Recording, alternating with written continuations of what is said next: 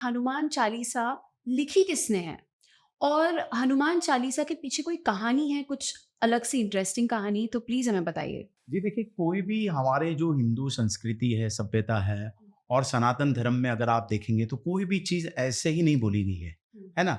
ये बात अलग है कि लोग उसके बारे में जानते नहीं हैं, उसको सिर्फ़ लोग जो कर रहे हैं उसको वो फ़ॉलो करते हैं, लेकिन जब पता चलता है कि तथ्य क्या है, तो उनको लगता है कि अरे! इसके पीछे की ये कहानी है क्या?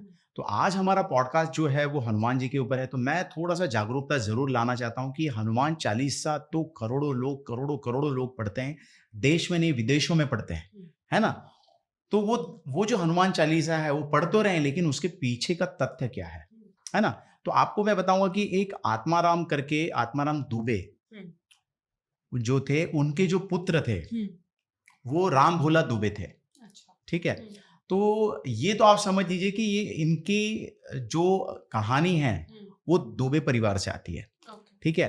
तो हनुमान चालीसा जो है वो तुलसीदास जी ने लिखी है, गोस्वामी तुलसीदास जी ने। हुँ। अब तुलसीदास जी ने क्यों लिखी ये कहानी, इसके पीछे का मैं कहानी बताना चाहता हूँ कि जैसे राजा अकबर जिस समय थे हुँ। और जो हमारे तुलसीदास जी थे, हुँ। उनका जन्म जो हुआ था वो 13 अगस्त 1532 को हुआ था, ओके। हुँ। ठीक है? हुँ। तो क्या हुआ था कि अकबर को जब पता चला हुँ। कि भाई ये तो बड़े-बड़े अच्छे कवि हैं, तो उन्होंने अपने जो भी सैनिक थे उनको बोला कि जा कर के तुलसीदास जी को हमारे राज दरबार में लेकर के आओ। हुँ। तो सारे सैनिक गए और राज दरबार में लेकर के आए उनको। तो अकबर ने कहा कि तुम हमारे बारे में कुछ अच्छा-अच्छा छंद लिखो, हुँ। कुछ अच्छी-अच्छी स्तुति करो। हुँ। तो तुलसीदास जी ने उनको वो करने से मना कर दिया। हाँ। अब मना कर दिया तो अकबर को आ गया गुस्सा, अकबर ने उनको बंदी बना लिया और अकबर ने जब उनको बंदी बना लिया, तब क्या हो गया कि तुलसीदास जी मन ही मन में इन्होंने ये चालीसा अपने हिसाब से बोलना शुरू किया। अच्छा। और तो और लेकिन सबसे बड़ी बात है कि उस समय ये मूवमेंट हुआ था कि काफ़ी मतलब जब पता चला, जब ये हनुमान जी की स्तुति करने लगे तो काफ़ी हज़ारों सैकड़ों के इसमें अकबर के पूरे कबीले पे बंदरों ने आक्रमण कर दिया। अच्छा। और काफ़ी आक्रमण करने के बाद में मंत्री वगैरह गण सब डर गए कि आपने शायद कुछ तो गलत किया है। किसी एक अच्छे व्यक्ति को आपने बंदी बनाया है, जो कि आपको नहीं बनाना चाहिए। और जब अकबर को पता चला कि पूरा साम्राज्य उनका हिलने लगा और बंदर लोगों ने तबाही मचा दी है, तब उनको तुलसीदास जी को छोड़ना पड़ा।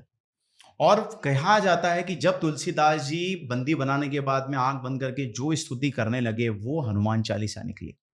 अच्छा। और हनुमान चालीसा लोग पढ़ते हैं, हुँ। है ना? चालीसा पढ़ते हैं, लेकिन चालीसा का मतलब क्या होता है? दुर्गा चालीसा, हनुमान चालीसा, सब चालीसा ही चालीसा है। चालीसा का मतलब ये होता है दोस्तों कि चाल, चाल को पकड़ना होता है। किसी व्यक्ति की अगर आप चाल मतलब होता है कि अगर अगर आपको सक्सेस होना है, हुँ। तो हर व्यक्ति उसकी तरह नकल करता है कि नहीं? हुँ। किसी आपने का देखा रोल होगा। मॉडल होता है है। कि हाँ, नहीं? हाँ। उसी की तरह बनना चाहता है। आप हुँ। छोटे-छोटे बच्चे देखो कैसे जो जिसको वो अच्छा समझते हैं उनके फ़ोटो लगाते हैं, उनके ऐसा स्टाइल करते हैं, उनके ऐसे बोलते हैं, हुँ। है ना? हुँ। तो अगर हनुमान जी के जैसा बनना है, दुर्गा जी जैसा बनना है, तो उनकी जो चाल है, उनकी चाल क्या है? सत्यता की, उनकी चाल है पवित्रता की, उनकी चाल है चमत्कार की, उनकी चाल है लोका समस्ता सुखिनो भवन्तु की है।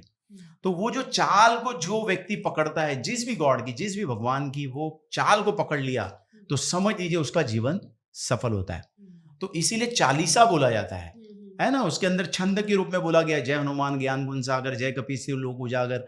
तो वो जो छंद के रूप में लिखा गया है, तो इसीलिए सारे लोगों को याद भी हो जाती है वो, हुँ। है ना? हुँ। आपने देखा होगा कभी-कभी हमको कुछ-कुछ याद करना है तो याद नहीं होता है। हुँ। लेकिन हम लगातार आपने देखा होगा गणपति की अगर आप देखो तो आरती देखो तो सालों-साल आपको याद रहती है ना? हनुमान चालीसा लोग पूरे सैकड़ों में एक साथ बोलते हैं तो तुरंत याद होता है क्योंकि वो इस तरीके से रचना की गई है कि ताकि लोगों के दिमाग में वो अच्छे तरीके से आ जाए। हुँ। तो तुलसीदास जी जो थे वो जब पैदा हुए वो, तो पैदा होने पे क्या हो गया कि उन्होंने अपने मुख से तुरंत वो रोए नहीं। सब बच्चे जनरली रोते हैं ना, फर्स्ट क्राई लेकिन होता है। तुलसीदास जी रोए नहीं, उन्होंने राम बोला। तो इसीलिए उनके पिता को लगा ये बालक कुछ तो अलग है, इसलिए उनका नाम रखा गया राम बोला। तुलसीदास जी का ओरिजिनल नाम था राम बोला, समझ गए? और उनका पिता का नाम था आत्माराम दुबे। उनकी माँ का नाम था हुलसी देवी और जब तुलसीदास जी पैदा हुए तब उनकी माँ का देहांत हो गया था।